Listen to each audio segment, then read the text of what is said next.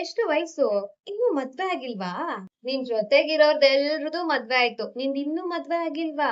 ಏನಾದ್ರೂ ಸಮಸ್ಯೆನಾ? ಬೇಗ ಮದ್ವೆ ಆಗ್ಬೇಕು. ಲೇಟ್ ಆಗಿ ಮದ್ವೆ ಆದ್ರೆ ಮಕ್ಳಾಗಲ್ಲ. ತುಂಬಾ ಲೇಟ್ ಆಗಿ ಮದ್ವೆ ಆದ್ರೆ ಮುದಿ ಮುತ್ತೈದೆ ಆಗ್ತೀಯಾ.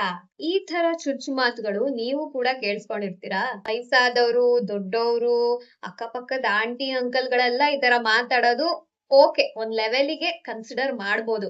ಆದ್ರೆ ಈಗ ತಾನೇ ರೀಸೆಂಟ್ ಆಗಿ ಅವ್ರಿಗೂ ಮದ್ವೆ ಆಗಿರುತ್ತೆ, ಫ್ರೆಶ್ಲಿ ಮ್ಯಾರಿಡ್ ಆಗಿರ್ತಾರೆ. ಆದ್ರೆ ಅವರು ಕೂಡ ದೊಡ್ಡ ಆಂಟಿ ಅಂಕಲ್ಗಳ ತರ ಎಲ್ಲ ಬಂದ್ಬಿಟ್ಟು ಯಾವಾಗ ಮದ್ವೆ, ಬೇಗ ಆಗು, ಇನ್ನೂ ಆಗಿಲ್ವಾ ಅಂತೆಲ್ಲ ಹೇಳ್ತಾ ಇರ್ತಾರೆ. ಎಸ್ಪೆಷಲಿ ಇದು ಹೆಣ್ಮಕ್ಳಿಗೆ ತುಂಬಾನೇ ಹರ್ಟ್ ಆಗುತ್ತೆ. ಅವರಿಗೋಸ್ಕರ ಈ ಒಂದು ಕಥೆ. ಕೇವಲ 9 ವರ್ಷಕ್ಕೆ ಒಂದು ಚಿಕ್ಕ ಹೆಣ್ಣು ಮಗುಗೆ ಬಾಲ್ಯ ವಿವಾಹ ಮಾಡ್ತಾರೆ. ಮದ್ವೆ ಆಗ್ಬೇಕು, ಮಕ್ಳನ್ ಹೆರ್ಬೇಕು, ಇದೇ ಹೆಣ್ಣಿಗೆ ಶೋಭೆ, ಹೆಣ್ ಹುಟ್ಟಿರೋದೇ ಇದಕ್ಕೆ ಅಂತೆಲ್ಲ ಹೇಳಿ ಸಮಾಜದ ಕಟ್ಟುಪಾಡಿಗೆ ಸಿಲುಕಿ ಅವರು ಕೂಡ ಮದ್ವೆ ಆಗ್ತಾರೆ. ಆದ್ರೆ ಆ ಹುಡುಗಿ 14ನೇ ವಯಸ್ಸಿಗೆ ಬಂದಾಗ, ಏಜ್ ಬರೀ 14 ಆಗಿರುತ್ತೆ. ಆ ಏಜಿಗೆ ಅವರು ಮೆಡಿಕಲ್ ಫೆಸಿಲಿಟಿ ಇಲ್ದಲೆ ತನ್ನ ಮಗುನ ಕಳ್ಕೋಬೇಕಾಗತ್ತೆ. ಆಗ ಅವರು ಡಿಸೈಡ್ ಮಾಡ್ತಾರೆ, ಇನ್ ನಾನು ಈ ಸಮಾಜದ ಮಾತನ್ನ ಕೇಳೋದಿಲ್ಲ. ಸೊ ಸಮಾಜ ಏನ್ ಹೇಳುತ್ತೋ, ಏನ್ ಕಟ್ಟುಪಾಡುಗಳನ್ನ ಮಾಡಿರುತ್ತೋ, ಯಾರ್ಯಾರು ಏನೇನ್ ಚುಚ್ಚು ಮಾತಾಡಿರ್ತಾರೋ ಅದೆಲ್ಲವನ್ನ ಮೆಟ್ಟು ನಿಂತು ಅಮೆರಿಕಾಗೆ ಹೋಗಿ ವೈದ್ಯಕೀಯ ಪದವಿಯನ್ನ ಪಡ್ಕೊಂಡು ಬಂದಂತಹ ಭಾರತದ ಮೊಟ್ಟ ಮೊದಲ ಮಹಿಳಾ ಡಾಕ್ಟರ್ ಕಥೆ ಇದು.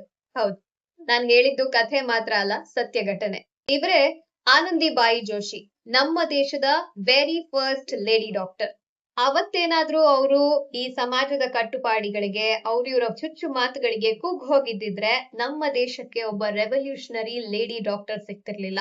ನೋಡಿ, ನಾವೆಲ್ಲ ಒಂದ್ ಅರ್ಥ ಮಾಡ್ಕೋಬೇಕು.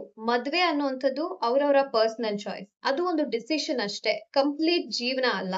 ನಿಮ್ಮನೇಲಿರೋ ಮಕ್ಳು ಮದ್ವೆ ಆಯ್ತು ಅಥವಾ ನಿಮ್ಮ ಮದ್ವೆ ಆಯ್ತು ಅಂದ ತಕ್ಷಣ ನೀವ್ ನೋಡ್ತಿರೋ ವ್ಯಕ್ತಿ, ನಿಮ್ಮ ಎದುರಿಗಿರೋ ವ್ಯಕ್ತಿ ಅವ್ರಿಗೂ ಆಗ್ಬೇಕು, ಪ್ರಪಂಚದಲ್ಲಿರೋರ್ ಎಲ್ರಿಗೂ ಆಗ್ಬೇಕು. ಆಗಿಲ್ಲ ಅಂದ್ರೆ ಅವರೊಂದು ಭಾರ. ಎಸ್ಪೆಷಲಿ ಹೆಣ್ಮಕ್ಳಿಗೆ ಅವರೊಂದು ಭಾರ ಅನ್ನೋ ರೀತಿ ಮಾತಾಡೋದಿದೆಯಲ್ಲ, ಅದು ತುಂಬಾ ತುಂಬಾ ತಪ್ಪು.